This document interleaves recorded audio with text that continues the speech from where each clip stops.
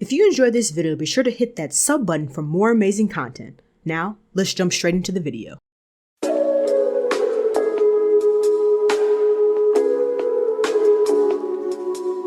What's good, YouTube? It's your girl Bolfino1, bringing you guys yet another YouTube video. And well, student loans is out of control as usual, and the US has a record-breaking of $1.73 trillion in student debt, which is an increase of 3% compared to Q2 of 2020, despite the lengthy pause on federal student loan interest rates and the elimination of billions of federally held student loans by the Biden administration. To make mention that loans were canceled for specific groups of people. So for example, if you have like certain disabilities, or if your school had closed down and a few other things, it wasn't just for the mass majority of people, but yes, there were loans that were canceled for quite a few individuals.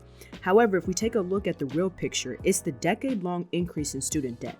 In Q2 of 2011, Americans owe roughly $905 billion in student loans, which shows student debt has increased by more than 91% in the past decade. However, there are certain states that are impacted more than others. For example, West Virginia data showing that borrowers from the state experience some of the worst ratios of student debt to income.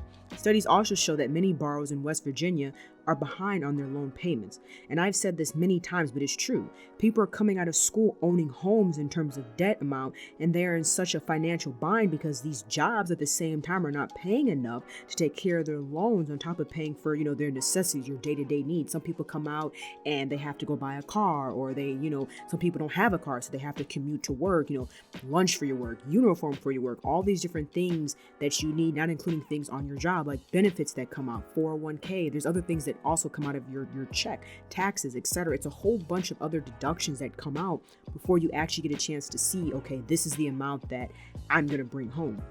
People always say why millennials are living at home longer because they are paying rent or mortgage just on loans. Then the crazy interest rate on them is not reasonable, and it doesn't help as well. In all reality, what I've realized, like for me, I'm still paying my loans. I'm about halfway done. I don't know if the interest rate is going to be in forbearance. Like I don't know if the loans are going to keep going in forbearance. They did say that it's ending January 31st.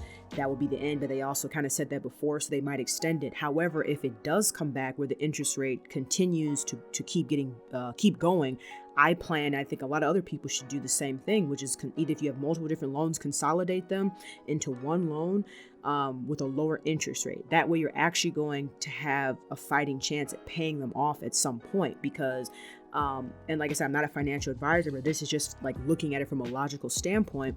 If you have a loan, like a lot of these loans are charging 10, 15, 20% interest rate, and it's crazy. It's like you're sending in money, but maybe only half of it is actually going towards the principal, and then the other half is going towards all the interest. So it's like you're going to end up paying double the amount to finally be done with it, and that's not right either. So that's why I said, like, you're better off trying to consolidate those loans or loan and try to get a lower interest rate, like maybe a 5% or 2%, 3%, as low as you can get, and then actually have a fighting chance of paying it off.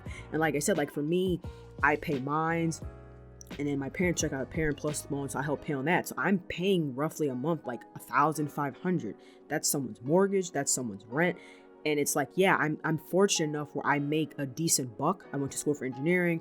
I have a good paying job, but you have a lot of people that are not in that same situation. And even still, if you have a good paying job, why are you paying that type of money back in student loans to actually have a fighting chance? Then if you don't pay a larger amount, you'll be paying on it for like the rest of your life. So then it's like this vicious cycle. You'll never, in a sense, get out of it because the interest will catch up to you. So something needs to change with the school system, the student loans. I'm all for them getting rid of some of the loans. I don't think the $50,000 is probably realistic, but I know they are thinking about the $10,000.